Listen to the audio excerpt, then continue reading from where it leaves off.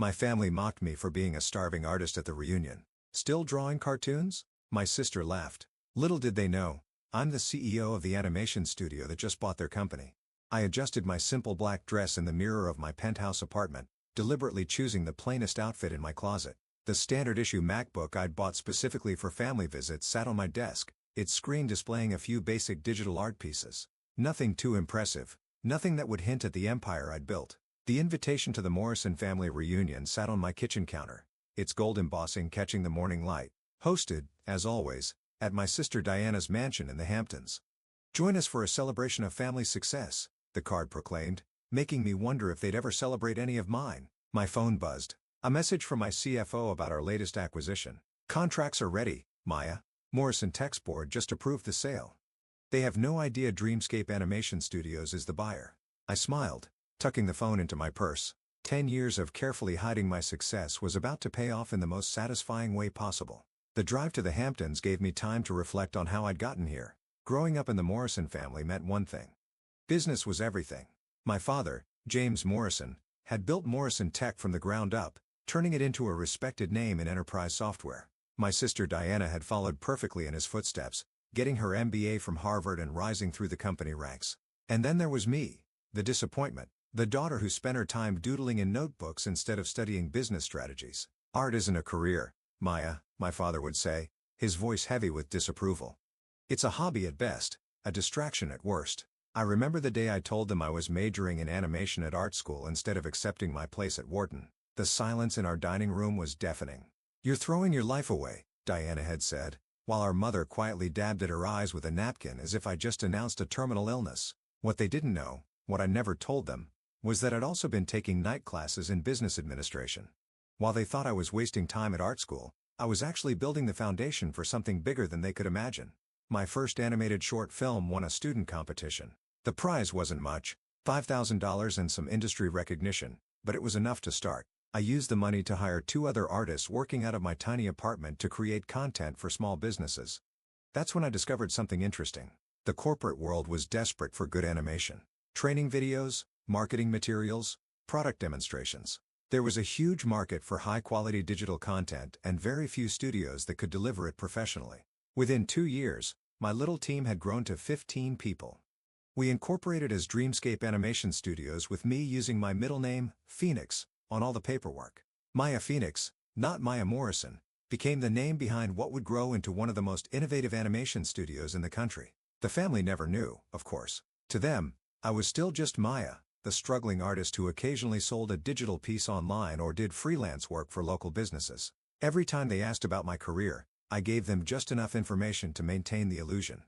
Gahana's mansion came into view. Its manicured lawns and perfect landscaping exactly what you'd expect from someone who measured success in square footage. Cards lined the circular driveway, all luxury brands, all making my deliberately modest Honda Civic look even more out of place. I parked at the far end of the drive, taking a moment to check my reflection again. I'd left my designer clothes at home, worn minimal makeup, kept my hair simple. Everything about my appearance had been carefully curated to maintain the image my family had of me. The struggling artist, the family disappointment, Maya. My mother's voice carried across the driveway as I approached the house. We were starting to wonder if you'd make it. I returned her air kiss, noting how her eyes quickly scanned my outfit, probably calculating its cost and finding it appropriately underwhelming. Traffic, I explained, following her into the house. And I had to finish a commission. Oh, someone actually paid for your drawings? The pause before drawings was subtle but deliberate. If she only knew that just yesterday, I'd signed off on a $50 million contract with a major tech company for a series of animated training programs. Instead, I smiled sheepishly. Just a small business website. Nothing exciting. The house was exactly as I remembered it from previous gatherings. Ostentatiously decorated, designed to showcase the Morrison family's success. Photos lined the walls. Diana at her Harvard graduation, Diana with the Morrison Tech Board, Diana on the cover of Business Weekly. The single photo of me was from high school. Before I disappointed everyone by choosing art over business, the great room was already full of relatives when we entered. Conversations about stocks, mergers, and market trends filled the air.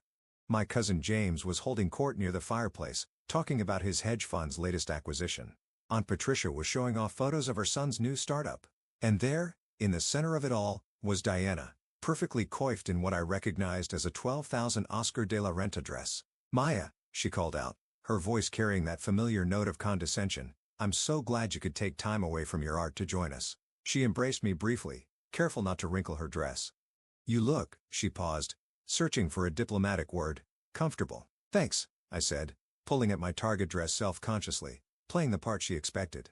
"Your dress is beautiful." "Oscar de la Renta," she confirmed, smoothing the fabric. "A little celebration for closing our latest acquisition. Morrison Tech just bought out our biggest competitor in the enterprise software space." I put back a smile. If only she knew that in less than 24 hours, Morrison Tech itself would belong to my little art studio. "That's wonderful," I said. "Things must be going well." "Better than ever," she beamed. "In fact, I was just telling everyone about our next big move. We're branching into digital content creation, animations for corporate training, marketing, that sort of thing." My heart skipped a beat. This was exactly why I'd moved to acquire Morrison Tech.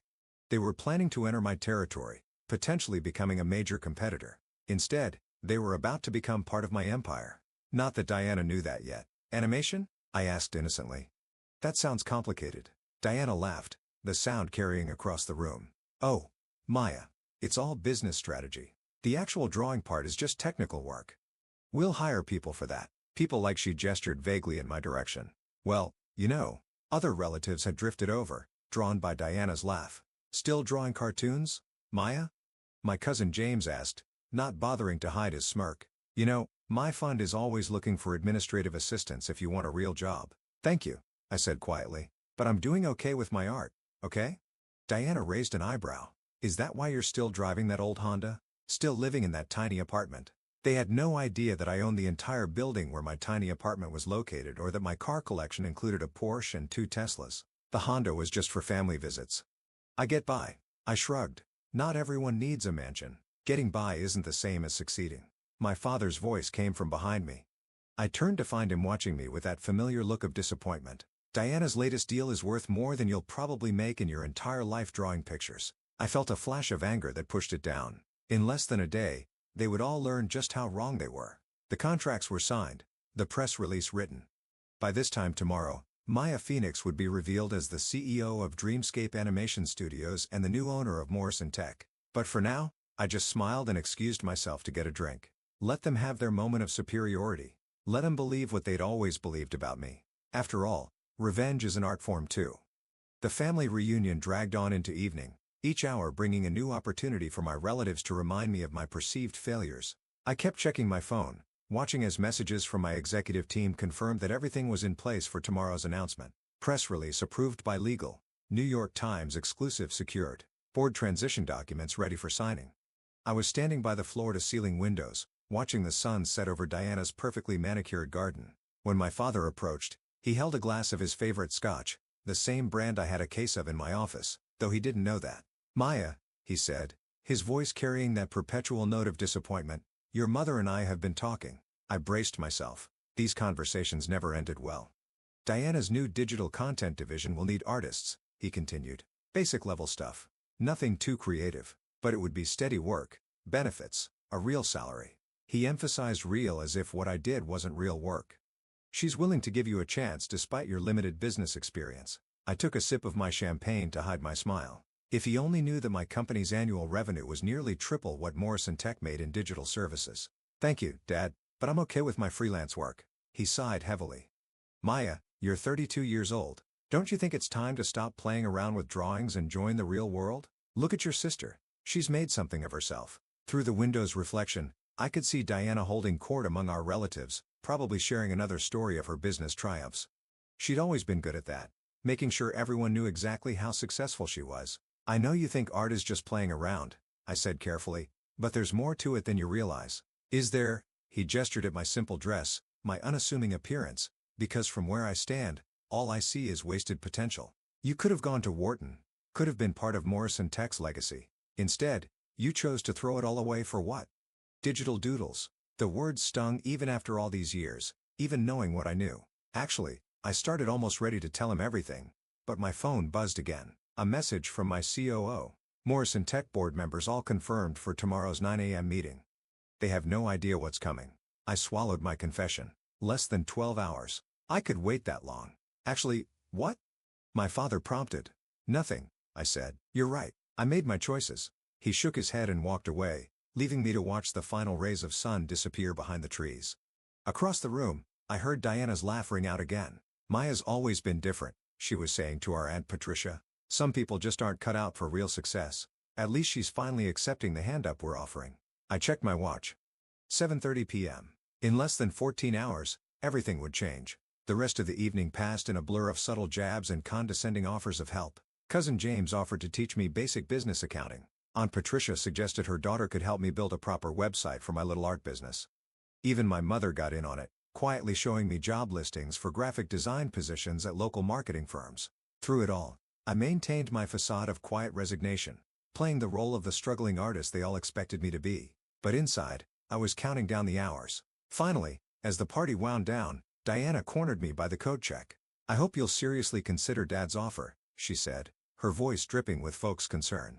"The position wouldn't be anything too challenging. Just basic artwork for corporate presentations, employee handbooks, that sort of thing. We'd start you at an entry-level salary, of course, but it's better than whatever you're making now." I thought about my penthouse office overlooking Central Park, about the team of over 200 artists and animators who worked for me, about the groundbreaking projects we were developing that would revolutionize digital animation. "I'll think about it," I said. "Don't think too long," she advised. "Once we announce our expansion into digital content next week, we'll have plenty of qualified applicants. I'm only offering because you're family." I nodded, accepting my cope from the attendant. "Speaking of announcements, will you be at the office tomorrow?" "Of course," she said proudly. 9 a.m. sharp. We have a major meeting with our mystery buyers. Some big animation studio is interested in partnering with us," she smirked. "See what happens when you think bigger than just drawing pictures." "Good luck with the meeting," I said, turning to leave. "Maya," she called after me, "that outfit you're wearing, if you do decide to take the job, you'll need to dress more professionally. Appearance matters in the corporate world." I looked down at my intentionally modest dress, thinking of the closet full of designer clothes waiting at home. "I'll keep that in mind." Driving home, I finally let myself feel the full weight of what was about to happen. 10 years of hiding my success, of letting them believe I was a failure, all leading to this moment. Back in my penthouse, I hung up my struggling artist costume and changed into silk pajamas that cost more than Diana's precious Oscar de la Renta dress. My real laptop, not the prop I took to family functions, was open on my desk displaying the final acquisition documents for Morrison Tech. A message popped up from my assistant. "Everything's set for tomorrow. Car will pick you up at 8:30 a.m. The Morrison Tech board doesn't know you're attending the meeting." I poured myself a glass of scotch, the same brand my father had been drinking, and walked out onto my terrace. The city lights sparkled below, a canvas of electric stars. Somewhere out there, Diana was probably still basking in her imagined triumph, telling her husband about her plans to give her struggling artist sister a chance at a real career. My phone rang. The private line only my executive team had access to. It was Marcus, my COO. "Maya," he said when I answered, "just wanted to confirm you're ready for tomorrow. Once we make the announcement, everything changes. Your family? They'll finally see the truth." I finished. "All of it. Are you sure you want to do it this way? We could send someone else to the meeting, keep your identity private a little longer." I thought about my father's disappointment, Diana's condescension, all the years of being treated as less than because I chose art over their version of success. "No," I said firmly. "I want to be there. I want to see their faces when they realize who they're really dealing with." After hanging up, I stayed on the terrace for a long time, thinking about the journey that had brought me here. Every dismissive comment, every patronizing offer of help, every family gathering where I'd had to bite my tongue, it had all led to this moment. Tomorrow, they would learn that the daughter they'd dismissed as a failure had built something bigger than they could imagine. Tomorrow, they would understand that success doesn't always look the way they think it should. Tomorrow, Maya the struggling artist would be revealed as Maya Phoenix, CEO of Dreamscape Animation Studios and the new owner of Morrison Tech. I smiled, raising my glass to the city lights. The art of deception was about to become a masterpiece of revelation. The Morrison Tech boardroom looked exactly as I remembered it from childhood visits, all mahogany and leather, old money and older pride. I stood in the private elevator wearing a custom channel suit that cost more than 6 months of the entry-level salary Diana had condescendingly offered me. "Ready, Miss Phoenix?" Marcus asked beside me. We'd worked together since the beginning when Dreamscape was just 3 people in my apartment. I checked my reflection and the elevator's mirrored walls. Gone was the carefully cultivated image of the struggling artist. Today, I looked every inch the CEO I truly was. "Ready?" I confirmed, just as the elevator doors opened to the executive floor. Diana was already in the boardroom speaking animatedly to the other board members. My father sat at the head of the table, looking imperial in his custom suit. Neither of them noticed me at first, too busy discussing their plans for the future, a future they didn't realize was about to change dramatically. The Dreamscape representative should be here any minute, Diana was saying. Once we finalize this partnership, Morrison Tech will dominate the digital content space. Actually, I said, stepping into the room, there's been a slight change of plans. The room fell silent. Diana's mouth dropped open, her professional composure cracking for the first time I could remember. Maya? My father stood up, confusion evident on his face. What are you doing here? This is a private board meeting. I smiled, placing my briefcase on the table. I know exactly what this meeting is. In fact, I called it. This is ridiculous, Diana snapped, recovering her voice. Security won't be necessary, Marcus said smoothly, stepping forward. Miss Phoenix has every right to be here. Phoenix? Diana's eyes narrowed. Her name is Morrison. Actually, I said, opening my briefcase and beginning to distribute documents. Maya Phoenix is my professional name. The name I use to build Dreamscape Animation Studios from the ground up. The name that's about to become very familiar to everyone in this room. The blood drained from my father's face as he looked down at the documents I placed in front of him. Acquisition papers, final sale contracts, press releases ready to go. This is impossible, he whispered. Is it? I took my place at the opposite end of the table. Let me tell you a story about a girl who loved art and business equally, who took night classes in business administration while attending art school, who saw an opportunity in the market for high-quality corporate animation, and built a company that now grosses over $100 million annually. Diana was frantically flipping through the papers, her hands shaking. You're Maya Phoenix, the CEO of Dreamscape? The same, I confirmed. The company you've been trying to partner with, it's mine. Has been since I founded it 10 years ago, right around the time you all decided I was throwing my life away. But you're just an artist, Diana stammered. You live in a tiny apartment. You drive a Honda. I couldn't help but laugh. I own the building where that tiny apartment is located. The Honda is just what I drive to family functions. Would you have preferred I showed up in my Porsche? Given you one more thing to assume I couldn't afford. My father was still staring at the documents, particularly the page showing Dreamscape's current market valuation. All this time, he murmured. All this time, I agreed. Every family gathering where you mocked my career choice. Every condescending offer of help. Every comparison to Diana's real success. I was building something bigger than Morrison Tech could ever dream of being. Why? Diana demanded. Why hide it? Why let us think? Because you never would have accepted it. I cut her off. You would have tried to take control to make it part of the Morrison Tech empire. You would have turned my vision into just another division of your company. I needed to build this my way on my own terms. I stood up, smoothing my designer suit. And now, as of 9 a.m. this morning, Dreamscape Animation Studios is the proud owner of Morrison Tech. We'll be restructuring the company, focusing on innovation rather than tradition. Diana, your position as CEO will be eliminated, though you're welcome to interview for a role in our creative department. Father, you'll be transitioned to an advisory role until your retirement next month. The silence in the room was absolute. Even the other board members, who usually defer to my father in everything, sat in stunned silence. You can't do this, Diana finally whispered. Actually, I can and I have. The board approved the sale last week, though they didn't know I was the buyer. The contracts are signed. The press release goes out in. I checked my watch. Approximately 10 minutes. As if on cue, my phone buzzed. The New York Times exclusive was live. Art meets tech. Dreamscape Animation Studios acquires Morrison Tech in surprise deal. CEO Maya Phoenix reveals plans for digital innovation. I turned my phone around, showing them the headline. By the way, Diana, about that entry-level position you offered me yesterday, I'll have to decline. I'm afraid I'm overqualified. The next hour was a blur of legal formalities, shell-shocked board members signing transition documents, and my father sitting in stunned silence at the head of the table that was no longer his to command. As the board members filed out, leaving just my family, Diana finally found her voice again. All these years, she said, her voice hollow. You let us believe you are struggling. You let us pity you. No. I corrected her. You chose to pity me. You chose to see what you expected to see. The failed artist. The family disappointment. You never once considered that I might be capable of more. My father stood up slowly, looking older than I'd ever seen him. Maya, I save it, I said, but not unkindly. I didn't do this for revenge. I did it because it was the right business decision.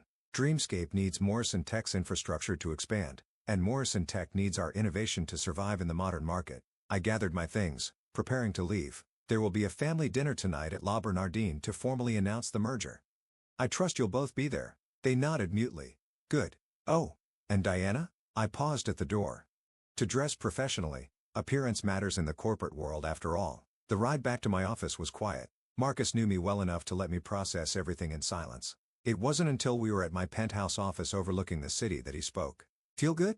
I looked out at the city, thinking about the path that had led me here. It feels right, like finally finishing a painting I've been working on for 10 years. My phone was flooding with messages. Relatives who had suddenly seen the news, who were just now discovering that the struggling artist they dismissed was actually one of the most successful CEOs in the digital media space. Cousin James, who'd offered to teach me basic accounting, had already sent 3 messages asking if we could discuss potential synergies with his hedge fund. Aunt Patricia, who'd suggested her daughter help me build a website, was calling repeatedly. Even my mother had texted, "Why didn't you tell us?" I left them all unanswered. They'd have the chance to talk at dinner tonight. Instead, I opened my laptop and began working on the speech I would give to Morrison Tech's employees tomorrow. They needed to know that while leadership was changing, their jobs were secure as long as they were willing to embrace innovation and creativity. A final message came through from Diana. "I need to understand. Please, can we talk before dinner?" I thought about it for a long moment before replying, "Come by my office, the real one. Top floor of the Phoenix building on 5th Avenue. The security desk will be expecting you." An hour later, Diana stood in my office, looking distinctly uncomfortable. Her eyes darted around the space, taking in the original artwork on the walls, the view of Central Park, the clear evidence of success she'd never noticed before. "Why?" she asked simply. "Why what? Why did I hide my success? Why did I buy Morrison Tech? Why did I let you all believe I was a failure?" "All of it." I gesture for her to sit, "because you and Dad never would have accepted my success on my terms. You would have tried to make it fit your definition of achievement, board meetings, quarterly reports, traditional corporate structure. But Dreamscape succeeded precisely because it wasn't traditional. We innovate. We create. We do things differently. But we're family," she protested. "We could have helped. Like you helped yesterday." I raised an eyebrow, offering me an entry-level position out of pity. "That's not help, Diana. That's control." She had the grace to look embarrassed. "I never knew, never even suspected, because you never looked. None of you did. You saw what you expected to see, the artistic sister who couldn't cut it in the real world. You never considered that art and business might not be mutually exclusive." Diana was quiet for a long moment, looking out at the city view. "What happens now?" "Now? Now we move forward. Morrison Tech becomes part of Dreamscape, and we build something new together. If you're willing to learn, to adapt, there could be a place for you here, but not as CEO. Not anymore." She nodded slowly, understanding dawning in her eyes. "You're not just my little sister anymore, are you?" "I never was just your little sister," I corrected her. "You just never saw who I really was." That evening, as I stood addressing our extended family at La Bernardin, I saw something I'd never seen before in their eyes: respect.